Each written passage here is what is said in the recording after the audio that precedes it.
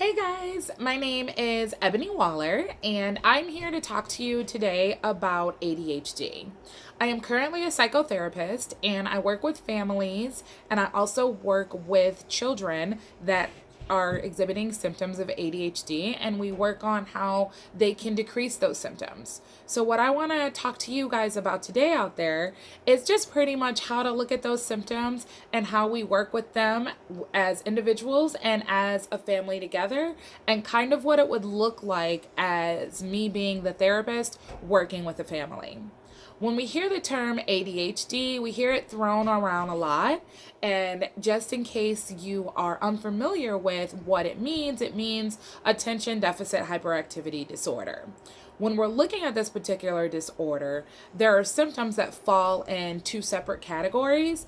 There is the category of inattention, and there's the category of hyperactivity. So when we're looking in children under the ages of 12, the types of symptoms that we're looking for as far as inattention is concerned, there's a category where there's a list of symptoms, and that particular child may exhibit some of those symptoms, and they'll need to exhibit a minimum of 6 of those symptoms.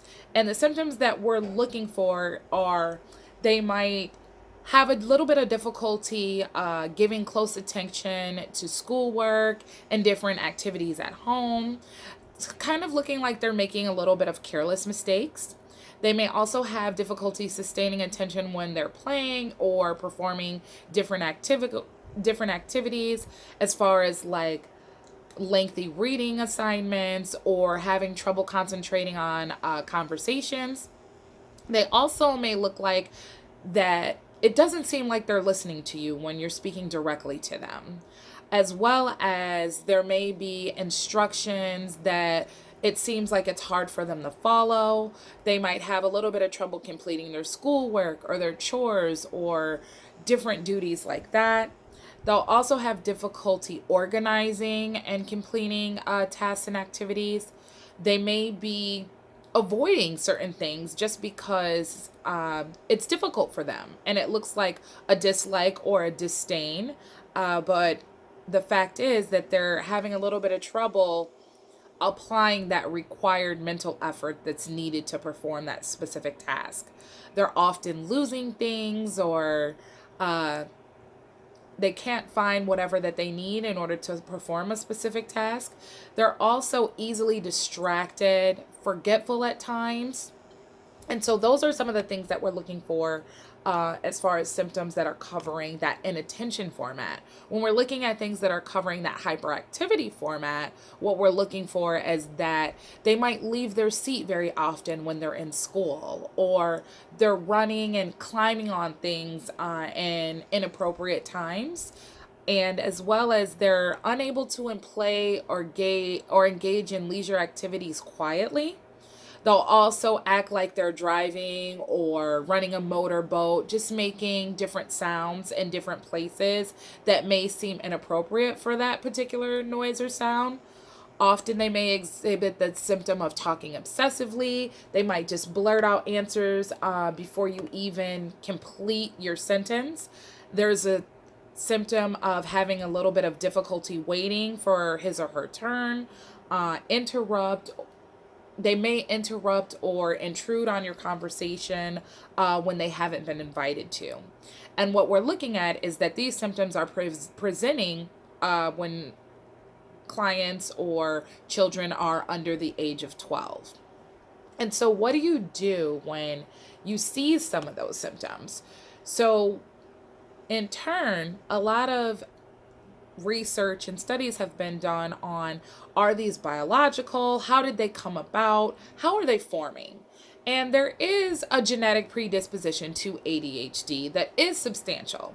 However, even though there's specific genes that may correlate, this is not specifically mean that a child that has those causal factors is automatically going to have ADHD. That can also be upon the biological parent who may have visual impairments or hearing impairments. They might have metabolic abnormalities, sleep disorders, nutritional deficiencies. These are things that may possibly influence ADHD types of symptoms. And that's kind of coming from the biological parent. And then once the child is here, if they're exposed to those type of symptoms, in addition to being prior to them being born. So another thing that we want to look at is how, if biological factors may also be considered, and then there's environmental factors that may contribute to those ADHD symptoms. How are we assessing all of this? What should be considered when we're trying to, differentiate one diagnosis from another? Well, ADHD, it's really, really important to understand the context in which that specific individual is experiencing those symptoms and how long they're experiencing those symptoms. So it's really, really important to be able to look at the context in which these symptoms are presenting themselves. You have oppositional defiant disorder, intermittent explosive disorder, intellectual disabilities, autism, reactive attachment disorders, anxieties, depressions. You have all of those different types of disorders. So it's very, very important to be able to look at how they're presenting themselves and be able to differentiate, is this ADHD or is this specific diagnosis here? And the reason that it's difficult to differentiate at times is because some of these different disorders that I just listed, they have similar symptoms. For example, you have a child or a young adolescent that may be presenting with symptoms of social intrusiveness or disorganization, cognitive and emotional dysregulations. And those are all prevalent in both personality disorders and ADHD. However, in personality disorders, some personality disorders, they can include self-injurious behaviors, a fear of abandonment, or an extreme ambivalence. And those are not characteristic of ADHD symptoms. However, when you're looking at these types of symptoms and attempting to diagnose a specific client, it's going to be very, very important that you're paying attention to the context in which these symptoms presented themselves. And in order to be able to do that, you may need to talk to more people than just that specific child's caregiver. As well as, we also want to look at some cultural implications when we're attempting to diagnose ADHD. And when we're looking at cultural variations, currently we're in 2020.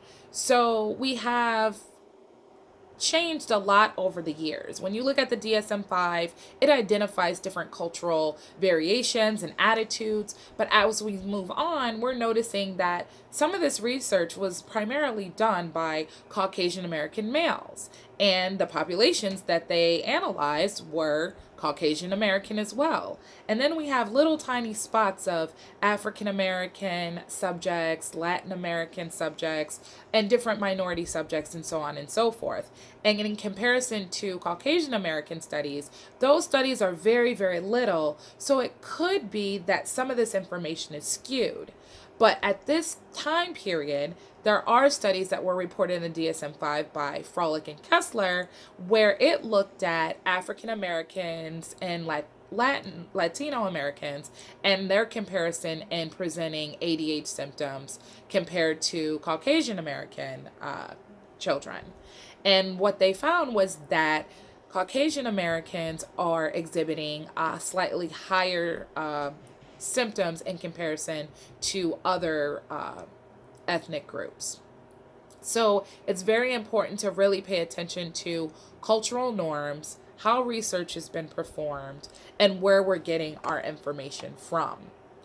Some of the impacts that we really want to pay attention to, especially when we're families and we're trying to help our little ones, or even our older ones dealing with these symptoms, we want to consider how we're going to develop this treatment plan and what are we looking at and what's our role in all of this. So, if I'm treating a child with ADHD, I would speak with the child's primary caregivers. I would speak with their school teachers, their pediatricians. I would also like to speak with individuals because that different types of individuals, because that's going to give me an idea of multiple environments and how they interact throughout these multiple environments. Additionally, I'm gaining insights from different outlets, and they can really, really provide me with some insight into, well, maybe this is the way that they're presenting at school, and maybe they're presenting differently at home. Or maybe caregivers aren't seeing the symptoms that teacher or coach or doctor is seeing. So it's going to be very important to make sure that you're hitting all of those avenues in order to come to a conclusion and really interact and really find those symptomatic behaviors and make sure that they're matching up to certain things. We also, once again, want to really be careful and take into consideration those cultural norms, because then we can look and see, okay, does the family abide by cultural norms, or are they doing